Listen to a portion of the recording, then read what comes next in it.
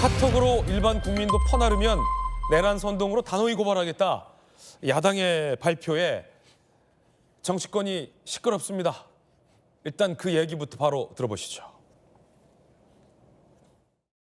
저희는 댓글 그리고 가짜 뉴스를 포함한 커뮤니티에서 단순히 퍼나르거나 카카오톡을 통해서도 내란 선전과 관련된 가짜 뉴스를 퍼나른다라는 것은 충분히 내란 선전으로 처벌받을 수 있음을 말씀을 드리겠습니다. 그리고 단순히 퍼나르는 일반인이라 할지라도 저희는 단호하게 내란 선동이나 가짜 뉴스에 대한 내용으로 고발하겠습니다. 내란 행위에 가담하는 일들이 없도록 하셔야 된다는 말씀드리겠습니다. 네, 민주당에서 일반 국민들이다 하더라도 내란 선동으로 처벌할 수 있다라는 입장이 나오자 여권에서 강한 반발이 나옵니다. 들어보시죠.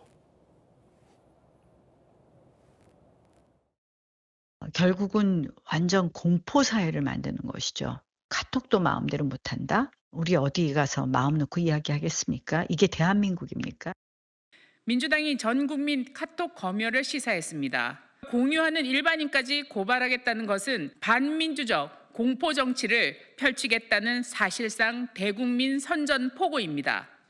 내란 선전죄로 이미 유튜버를 고소하셨습니다. 그런데 이제 민주파출소를 통해서 카카오톡 내용을 검열해서 시민들마저 고발하실 태세입니다. 민노총은 감싸면서 시민들은 겁박하시는 것인지요. 제발 혼란을 조장하지 마시고 국민들을 겁박하지 말아주십시오.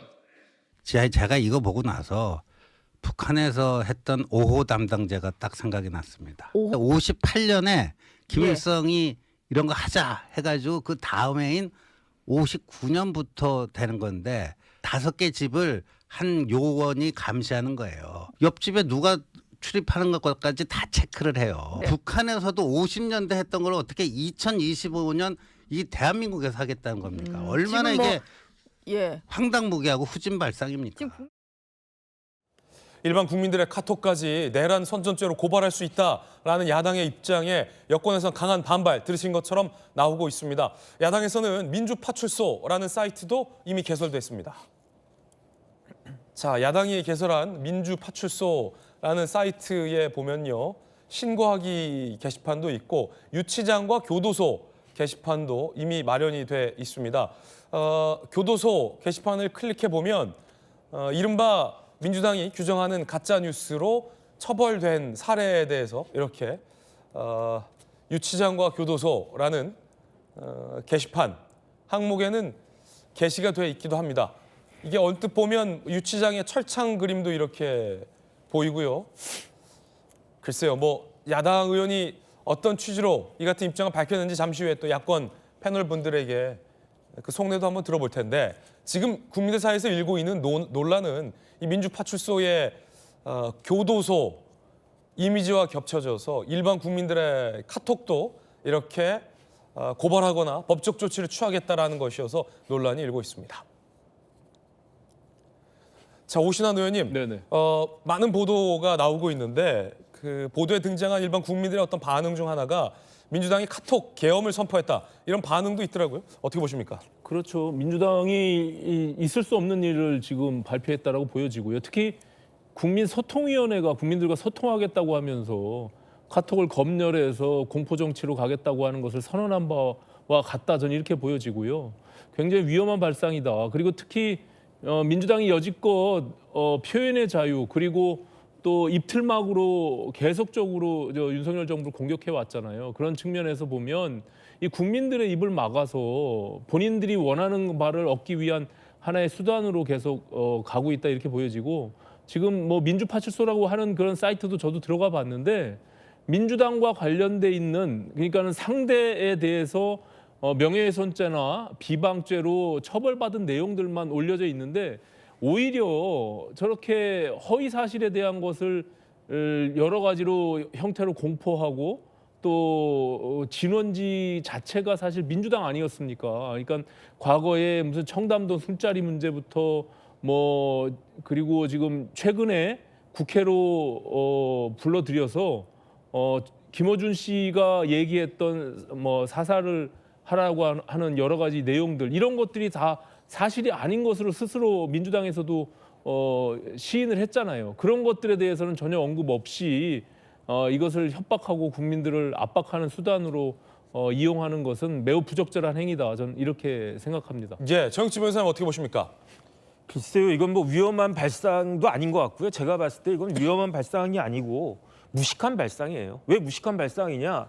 아니 내란죄로 국민들을 협박하려고 하면 내란죄가 무엇인지는 내란 선동죄가 무엇인지는 알고 이야기해야 되지 않겠습니까? 내란 선동죄에 대해서는 형법 90조에 내란 선동하면 처벌한다 이렇게만 되어 있어요. 예. 그러면 여기에 대해서 하나만 더 찾아보면 되거든요. 뭘 더 찾아보면 되느냐? 판례를 찾아보면 된다고요. 그러면 우리나라 대법원에서는 내란 선동죄를 어떻게 규정하고 있는가? 제가 찾아보니까요.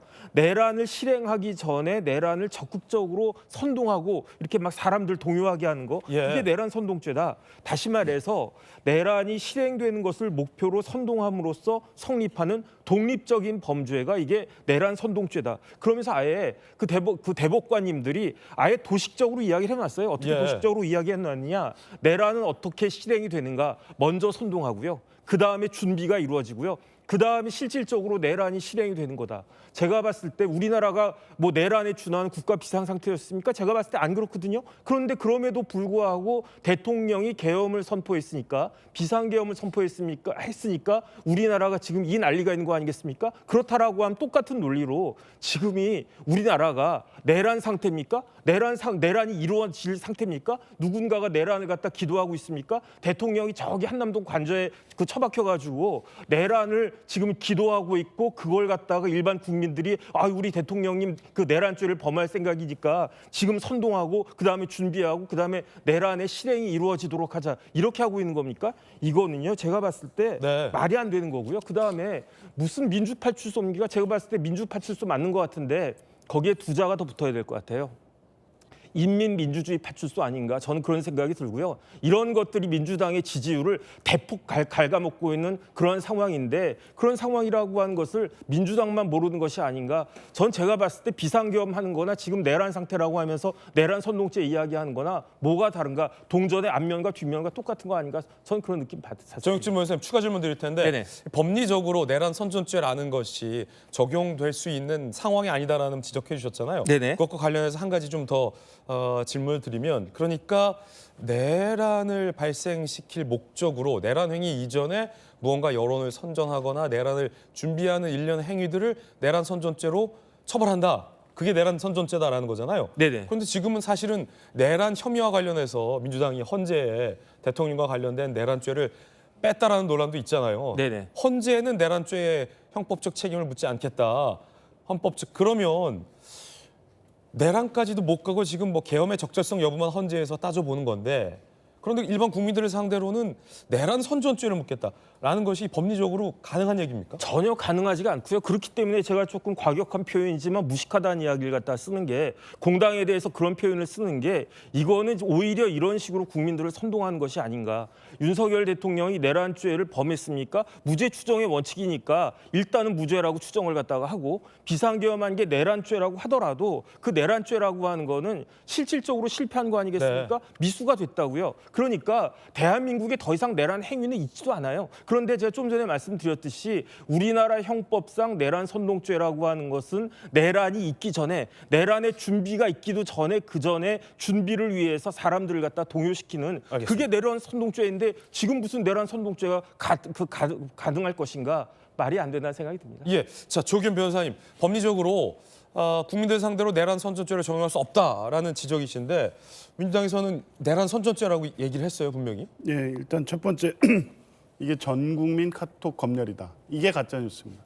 어떻게 카톡을 검열을 합니까? 카톡 검열 아니다. 그러면 카톡의 대화방이라는 게 수도 없이 생성되고 없어지기를 반복하고 그 안에서는 여러 가지 의견들이 왔다 갔다 하죠. 예. 그걸 어떻게 검열합니까 일일이.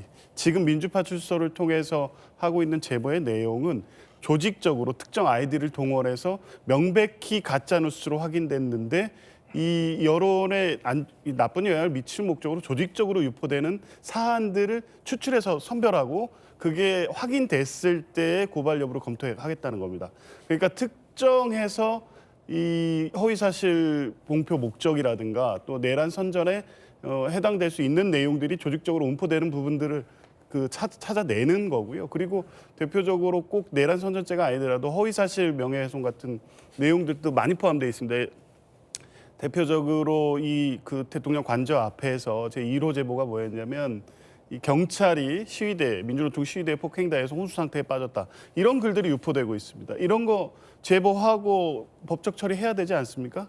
그리고 내란 선전죄와 관련해서 법률적으로 97년의 판례는 분명히 있습니다. 그것은 1979년, 80년으로 이어졌던 전두환 일당의 내란죄에 대해서 15년이 지난 후에 대법원이 판결하면서 이 행위 내용이 다 확정돼 있었기 때문에 내란 선동죄는 80년대 시점 기준으로 전두환 일당이 했던 행위를 기준으로 판단된 거죠. 지금 상황은 물론 12.3 비상계엄 내란은 그 행위 자체는 종결이 됐지만 네. 지금 대통령이 하고 있는 행위, 그에 동조해서 주장하는 일부 사람들 또 일부 유튜버들 행위에는 내란 선동에 가깝습니다. 대통령 지금 뭐라고 하고 있습니까? 아무 문제 없고 이 비상계엄이 완성되지 않을까 걱정한다고 하고 있습니다.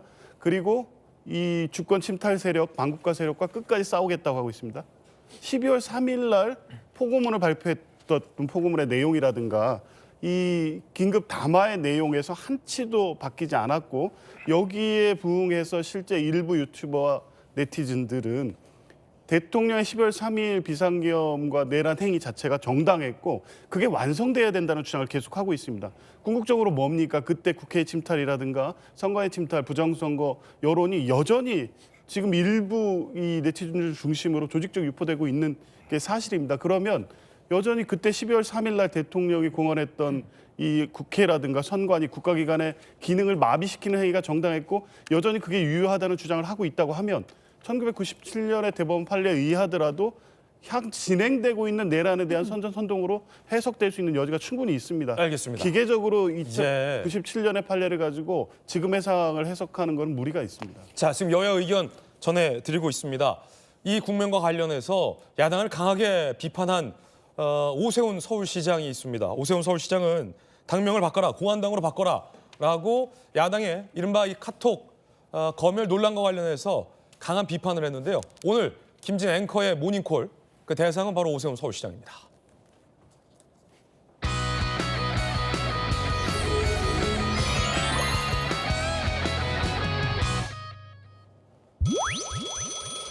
예, 오늘 앵커의 모닝콜, 오세훈 서울시장에게 모닝콜 걸겠습니다. 오 시장님 안녕하세요.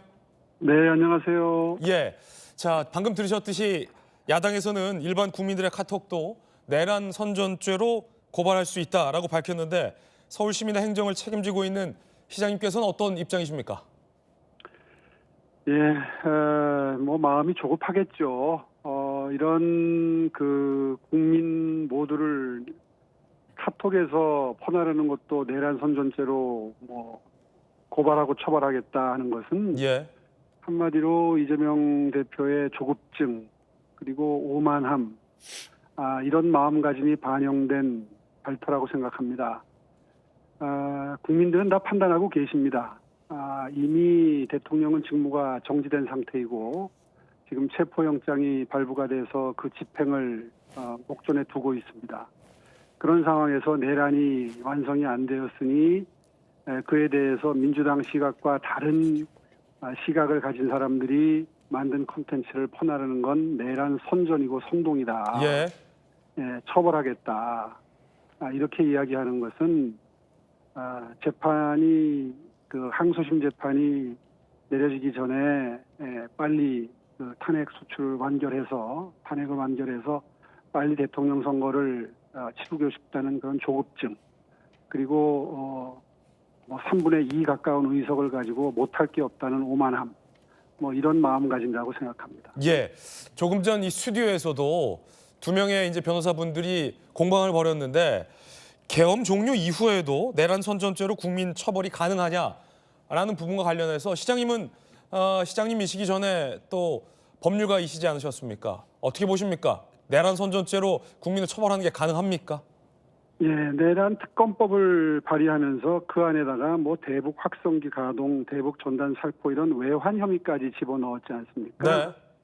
예, 이렇게 되면은 국민들의 의견 형성 그러니까 다시 말해서 나는 이런 외환죄까지 특검법에 있는 걸 찬성한다, 반대한다 하는 논의조차 하지 말라는 뜻이거든요. 예. 사상의 자유를 침해하는 거죠. 또 언론, 출판, 집회, 결사의 자유를 침해하는 거죠.